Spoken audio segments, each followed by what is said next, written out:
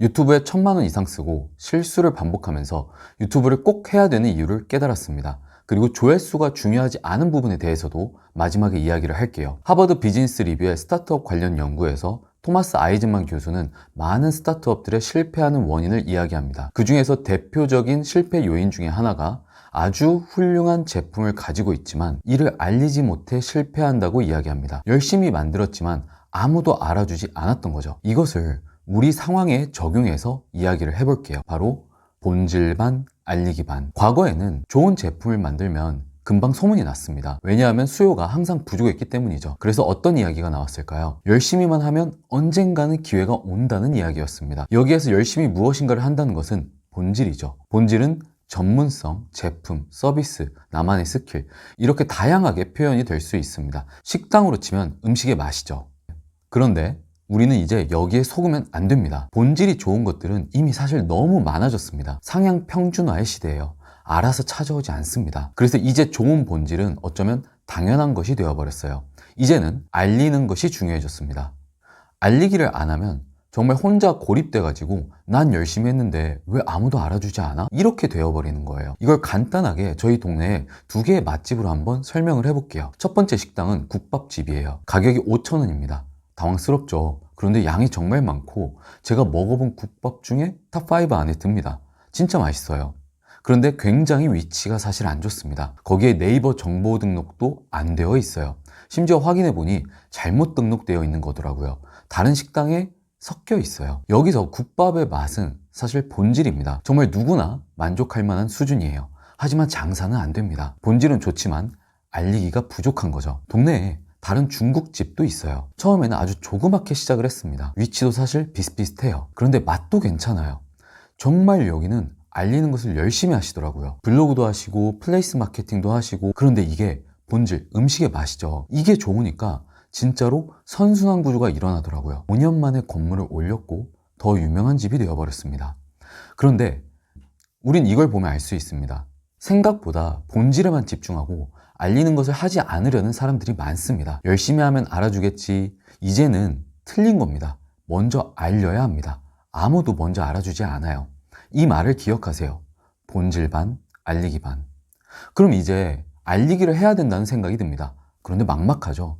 개인이 알리기를 한다고 해서 갑자기 드라마틱한 변화가 일어나기 어렵습니다. 모든 것이 부족하거든요. 그래서 그때 개인이 기억해야 될 것은 바로 레버리지예요. 조금만 더 현명해지는 거죠. 내가 잘 못하니까 도움을 받을 도구를 찾아야 돼요. 내가 직접 할 수 없다면 나보다 잘하는 것을 이용해야 되는 거죠. 그게 바로 구글 메타 등의 엄청난 알고리즘들을 이용하는 거예요. 내가 자본이 없어도 매년 조 단위의 금액이 투자되는 강력한 인프라와 알고리즘을 활용할 수 있다는 것은 사실 엄청난 레버리지입니다. 게다가 무료예요. 내가 컨텐츠를 제작만 하면 알아서 내 본질을 원할 만한 사람들에게 배송을 시작해 줍니다. 그렇게 배송을 받은 내 본질을 원하는 사람들과 대화를 시작하고 친해지기 시작을 하는 거예요. 어떤 점이 힘드세요? 어떤 것이 불편했는지, 새로 원하는 거 혹시 있는지, 이런 과정들을 거치면서 우리는 모든 것을 얻게 됩니다. 이야기를 나누면서 본질을 더 발전시킬 수 있죠. 그리고 내 본질이 필요한 사람들을 더욱 많이 만나게 됩니다. 이렇게 본질도 발전시키고 알리기도 할 수 있어서 해피엔딩이 되어버려요. 그런데 하나 더 남았습니다. 진짜 중요한 것은 조회수가 사실 아니라는 거예요. 이 이야기는 일본의 유튜브 마케팅 전문가 스가야 시니치와 미국의 게리 바이너척의 책들을 종합해가지고 얻게 된 인사이트예요.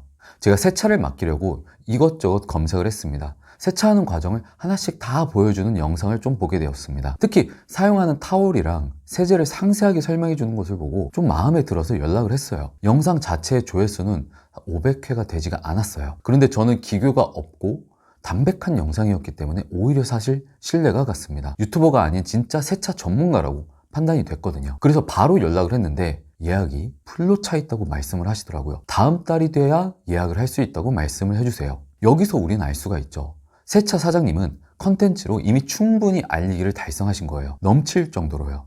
조회수 500이 되지 않는 영상인데요. 이러면 우리는 유튜브를 안 할 이유가 정말 없어져요. 혹 내가 조회수가 안 나와서 힘들어도 내 진짜 목적은 나한테 필요한 만큼의 본질을 알리는 것이면 되기 때문에 더 힘을 낼 수가 있는 거죠. 중요한 것은 조회수가 아니다. 실제 비즈니스로 이어지는 것이다. 보통 우리가 실행하지 않고 지속하지 못할 때는 가장 큰 이유가 있는데 그게 바로 엄청 잘하고 싶다는 마음입니다. 그래서 그 때문에 실행을 미룰 때가 정말 많아요. 조회수가 중요하지 않다를 기억하면 이 부분을 충분히 이겨내실 수 있을 겁니다. 오늘 이야기한 본질 반, 알리기 반, 이거는 직장 생활을 할 때도 비즈니스를 할 때도 모두 필요한 내용이에요. 여러분들의 본질은 알리기를 할수록 니즈가 훨씬 강해지니까요. 그리고 그 니즈가 본질의 가치를 올려주죠. 그리고 소홀했던 알리기 반을 유튜브라는 강력한 도구로 레버리지를 일으키자. 그리고 이제 하다가 힘이 들 때는 우리의 진짜 목적은 조회수가 아니라 본질을 알리기 위해 유튜브를 활용하는 것임을 기억해 주시면 좋을 것 같아요. 이제 오늘 이야기로 저도 그렇고 여러분도 그렇고 유튜브를 해야 될 이유만 남았습니다. 꼭 영상이 끝나면 내가 본질 말고 알리기를 위해 했던 행동들이 도대체 뭐가 있었는지 한번 생각을 해보면 좋을 것 같아요. 그리고 다음에 더 좋은 영상을 위해 구독과 좋아요를 꼭 눌러주시면 감사하겠습니다. 다음에 뵙겠습니다.